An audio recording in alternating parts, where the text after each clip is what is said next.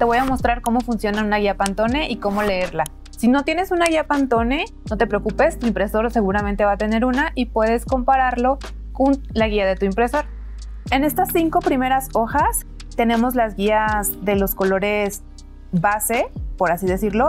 Aquí tenemos las tintas base, los pastel, los neones y los metálicos. Cada uno de los Pantones viene con el código, cómo está compuesto. Trae un porcentaje del amarillo y trae un porcentaje del blanco. Si en algún punto no encuentras algún Pantone o te cuesta trabajo ubicarlo en la guía, no te preocupes. En las últimas hojas de tu Pantone vienen todos los números, en cuál página se colocan y en cuál columna están, como es del Pantone 100, está en la página 2 y es la columna 1. Estas tintas base se supone, o bueno, en teoría deberían de funcionar para darte todos los tonos que marca tu guía. Te digo en teoría porque en la práctica es un poquito diferente.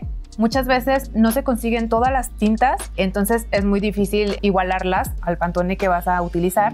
Otra forma en la que a veces no nos funciona el Pantone es cuando, por ejemplo, se iguala una tinta a un color de papel que tú quieres y el papel no empata con tu Pantone. Entonces, en lugar de empatar la tinta a Pantone, tenemos que empatar el color a la muestra de papel. Entonces, siempre lleva una muestrita de tu papel por si quieres que te lo igualen o una muestra de una impresión previa que hayas hecho para que quede exactamente igual el tiro que vas a imprimir.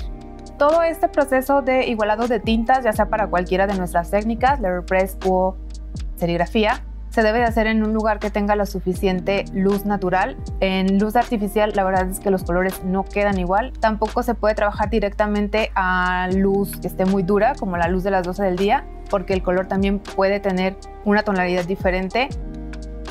Espero que hayas disfrutado y aprendido mucho con estos consejos. Si te ha gustado este contenido, suscríbete. Y si además quieres aprender más conmigo, te invito a que veas mi curso online.